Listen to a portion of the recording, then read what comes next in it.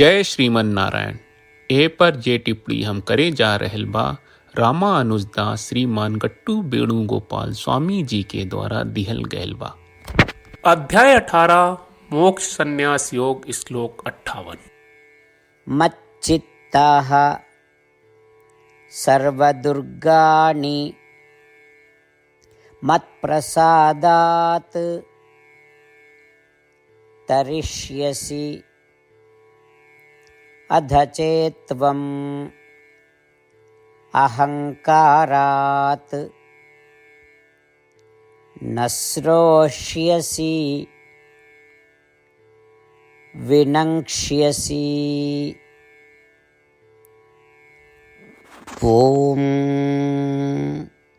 गीताचार्य श्री कृष्ण परमात्मा अर्जुन समेत हमनी सबके मोक्ष संन्यास योग सिखा रहल बानी।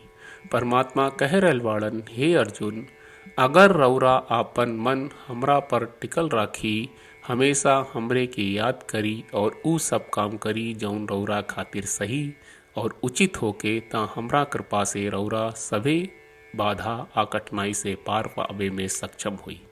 यदि रौरा अभिमान से ई काम न करब और हमार बात न मानब ता हर तरह से नाश हो जाई।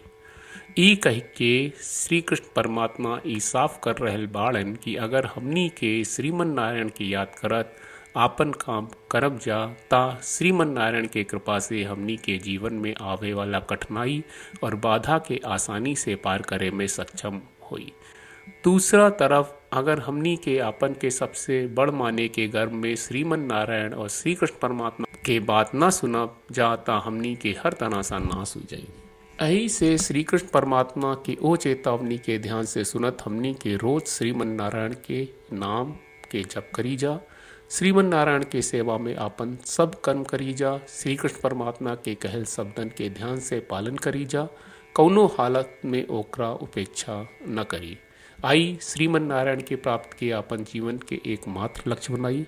हमनी के खाली श्रीमन नारायण की शरण लेके श्री कृष्ण परमात्मा के वचन के श्लोक के रूप में जैसन वा वैसे ही दोहरावे की कोशिश करी जा।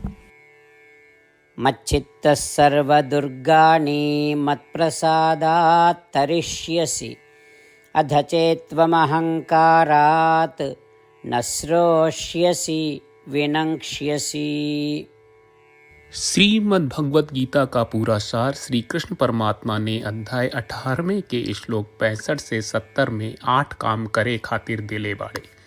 श्री कृष्ण कहले, हम ओ लोगन से प्रेम करनी जो लोग इन 8 बातन के मान तारे। हम ओ भक्तन के हर तरह से रक्षा करब।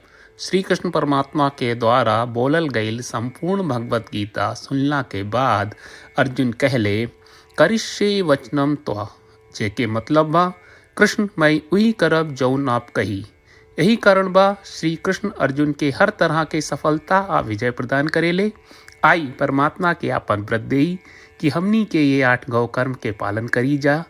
ई वचन परमात्मा के देवे से बड़न कौनो पूजा तपस्या यज्ञ नहीं। हम 8 प्रण कहब जौन हमनी के करे के चाहिए। आप सब कृपया इन्हन के आपन दिमाग और दिल में सोची। श्री कृष्ण के आपन वचन देवे के ई तरीका में हमनी सबकी कल्पना करे के चाहिए कि श्री कृष्ण का चेहरा खुशी से चमकत बा और खुशी के एहसास करत बा। जय श्रीमन नारायण। यहाँ हमनी के 8 वादा बा। हमनी के पहला वादा, हे श्रीमन नारायण, आपका निर्देश के मुताबिक हम हमेशा तोहार ध्यान करब और तोहार बारे में सोचब। हमनी के दूसर वादा, हे श्रीमन नारायण, आपका सलाह का अनुसार हम हमेशा आपका भक्त रहब। हमनी के तीसर वादा, हे श्रीमन नारायण, हम आपन सब काम तोहरा सेवा के रूप में और तोहरा संतुष्टि खातिर करब। हमनी के चौथा वादा, हे श्रीमन नारायण, जैस की आप माने के कहले रहलू, हमरा बहुत विश्वास बा कि हम आपके होई और हम हमेशा आपन दोनों हाथ जोड़ के आपके नमस्कार करब और आपकी पूजा करब। हमनी के पांचवा वादा, हे श्रीमन नारायण, हमरा के तोरा बात माम एकम शरणम ब्रज 1866 याद कहले, जहाँ आप हमरा के आपन का अर्पित करे का कहा।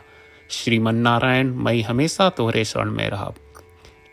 हमनी के छठवां वादा, हे श्रीमन नारायण, हमरा के तोहरा बात माँ सुचहा 1866 याद कहले, कि आप हमनी के शोक ना करे का आश्वासन दे रहे बड़े, हम अब और शोक ना करब।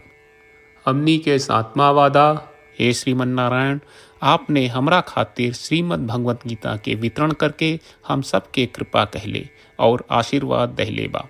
हम वादा करत बानी कि रोजाना कम से कम एक श्लोक पढ़ब या सुनब। हमनी के आठवां वादा, हे श्रीमन नारायण, आप गीता के पूरा मानवता तक ले गयलू। हम गीता में आपके दिव्य वचन के उन भक्तन तक पहुँचावे के प्रयास करब जे गीता से अपरिचित बा। हे श्रीमन नारायण, हम उई करब जौन तू करे का कहब। हम ऐसन व्यवहार करब जैसन आप चाहत बानी और हम खाली आपका खातिर काम करब। श्रीमन नारायण के रोज आपन वचन देहल कि हम ओइस करब जैस आप कहत बानी, ई अपने आप में बड़न पूजा बा। श्रीमन नारायण, करशे वचनम त्वा। श्रीमन नारायण, हम तोरे निर्देश के मुताबिक काम करब। सर्वम श्री कृष्ण अर्पणम अस्तु। जय श्रीमन नारायण। मच्चित्ताः सर्वदुर्गाणि मत्प्रसादात् तरिष्यसि अध चेत्त्वम् अहङ्कारात् न श्रोष्यसि विनङ्क्ष्यसि। ॐ मच्चित्तः सर्वदुर्गाणि मत्प्रसादात् तरिष्यसि अध चेत्त्वमहङ्कारात् न श्रोष्यसि विनङ्क्ष्यसि।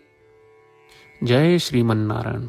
सब भक्त लोगों से विशेष अनुरोध बा, जीवन में हर चीज में हमनी के तत्कालिक और प्रभावशाली परिणाम की अपेक्षा रहेला। एकरा खातिर आइए रोजाना 1 मिनट के समय निकालल जाए और नारायण आश्रम पढ़ल जाए। नारायण आश्रम प्राप्त करे खातिर नारायण आश्रम वेबसाइट पर जाई, जो www.narayanashram.org है, और पंजीकरण में आपन नाम और ईमेल दर्ज करी। आपके द्वारा प्रदान कईल गई ईमेल पर आपका एक नारायण आश्रम PDF प्राप्त हुई। PDF में एक रामायण श्लोक, एक गीता श्लोक और एक विष्णु नामम बा। ये तीनों के मिल के नारायण आश्रम कहल जाला। हर व्यक्ति के ये श्लोक के अलग अलग संयोजन मिलेला। जब हर कोई 24,000 भक्तन के साथ रोजाना आपन नारायण आश्रम पढ़त आ सुनत बा, ता हर दिन संपूर्ण रामायण का 1 दौर, श्रीमद् भगवत गीता पारायण के 33 दौर और श्री विष्णु सहस्त्रनाम स्तोत्र पारायण के 24 दौर प्रतिदिन पूरा होएला।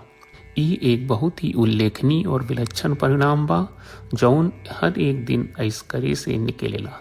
ई कारण बा कि आप और आपके परिवार के सदस्य तुरते जाके आपन नारायण आश्रम प्राप्त करी। जय श्रीमन नारायण।